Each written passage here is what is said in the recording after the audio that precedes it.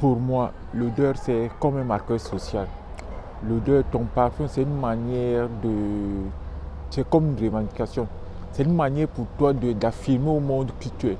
C'est une manière pour toi de te positionner et de, de t'engager dans ce monde ouvert où on veut faire de nous des petites filles, où on veut nous forger à être juste des bénis, où on veut faire de nous des petits moutons, des moutons qui sont juste là prêts à gober tout ce qu'on leur dit. Moi, je pense que ton parfum dit de toi qui tu es. Ton parfum dit de toi, raconte une histoire. On ne choisit pas un parfum du jour au lendemain. On ne choisit pas un parfum parce qu'on a senti sur quelqu'un. On ne choisit pas un parfum juste parce que le parfum doit plaire à qui que ce soit. Si un parfum ne plaît pas à ta copine, je t'assure, demande à d'aller se faire foutre.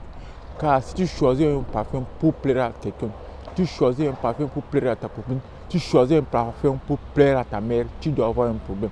Car tu es un homme. Un homme vit seul, avance seul, meurt seul. Jamais, jamais, jamais de la vie. Personne ne doit prendre des décisions pour toi. À aucun moment.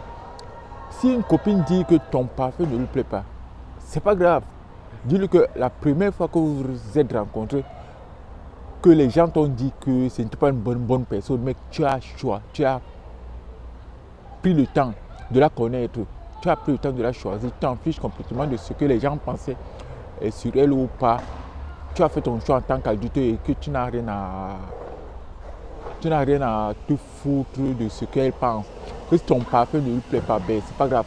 Ton parfum plaisait bien à la dernière fille avec qui tu sortais. Donc, qu'elle aime ton parfum ou pas, ça ne te fait ni chaud ni froid. Et que c'est la première et la dernière fois qu'elle te fasse ce genre de remarque. Rassure-toi, si tu dis les choses de telle manière, jamais, jamais de la vie, elle ne viendra sur tes plates-bandes pour te piétiner. Vous voulez que les femmes vous respectent, les gars, respectez-vous. Respectez-vous. Mais maintenant, j'ai l'impression qu'actuellement, il faut être corporate. Actuellement, il faut mettre de la praline. Actuellement, il faut mettre des senteurs. On a l'impression que les hommes et les femmes sentent de la même manière. Moi, je revendique la différence. Je revendique la singularité. Je, je, je,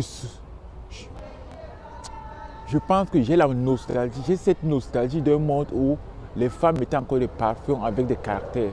Maintenant, à force de les faire gober du sucre, j'ai l'impression qu'elles vont atteindre un niveau d'insuline très élevé.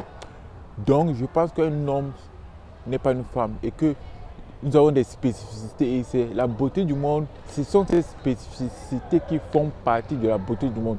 Si maintenant un homme commence à se comporter comme une femme, je pense que là, on doit avoir un problème. Je ne pense pas que l'homme soit en crise de masculinité ou bien de virilité, mais c'est qu'à force de tout écouter, de tout faire pour faire plaisir aux autres, on finit même par ne même plus savoir qui on est.